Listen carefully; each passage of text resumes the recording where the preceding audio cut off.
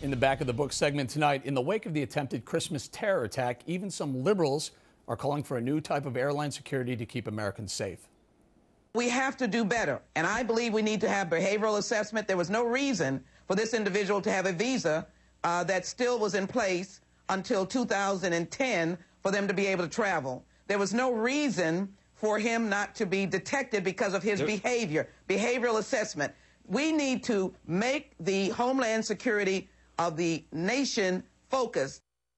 But some members of the American Muslim community think any kind of profiling will only stoke insecurity and fear.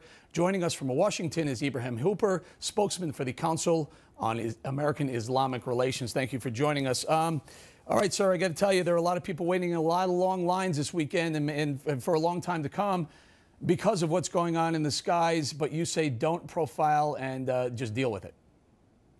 Well, no, what we're saying is, as the Congresswoman said, a behavioral assessment. If you do something that's suspicious, you should be singled out. If you buy a one-way ticket, if you pay in cash, if you don't have luggage and you're staying for 2 weeks, like the guy did who was allegedly going to bomb the airliner on Christmas Day, these are real things that you can assess and you can act upon.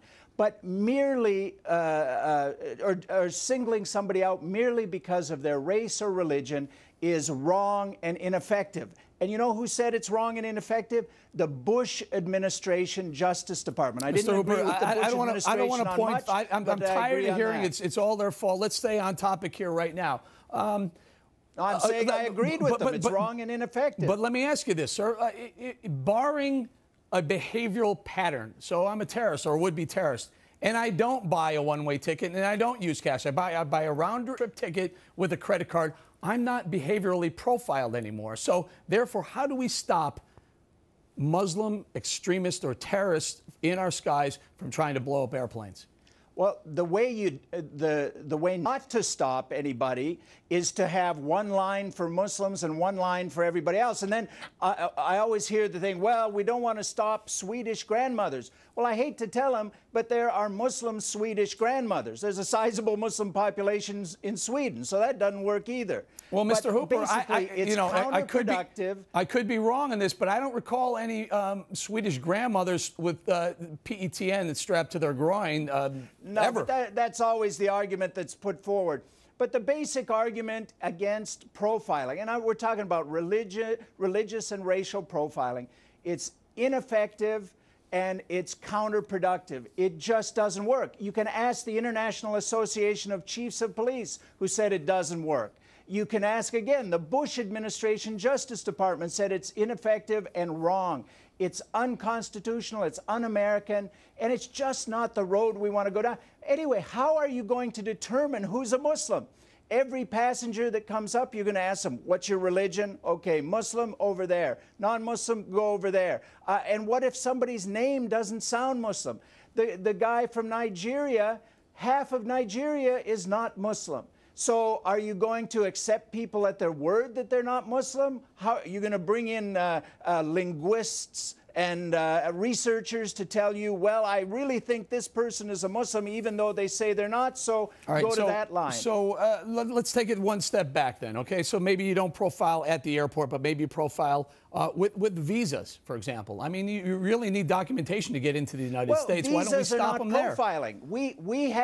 We have policies now that say if you're a national of this state, you're going to be singled out. If you're a national of this state, you're going to be singled out. So that's not profiling. Profiling is when you say you're going to be singled out because of who you are, not what passport you have, not what you've done, but because of who you are and your looks and your religion.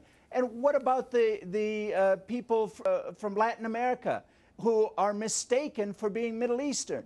That happens all the time. We get these kinds of reports. But sir, are you going to say, well, you look kind of dark, we think you might be Muslim, so honestly, come with us? No, I'm from Venezuela. Well, we think you're Muslim, come along. I understand you, sir, but I got to say, with all due respect, you know, erring on the side of safety seems the wiser choice, especially right now, what's going on. It's very easy to give away other people's rights.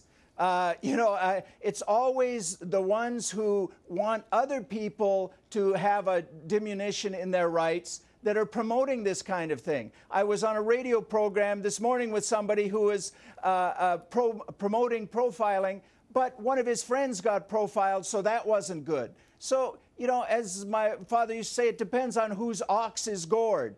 It's not something that we want to do as a nation. Sir, I'll just tell you, I'll make this point real quick and we're going to have to go. The next time a half Italian, half Swedish white guy goes on an airplane and attempts to blow it up, I will be glad to wait in a line. And by the way, if we do go down this road, it's a victory for the terrorists who want this to happen so that they can say, see what's happening. I got to let it go, Mr. Hooper. Thank you very much. Right. That's it for us today. The Factor continues.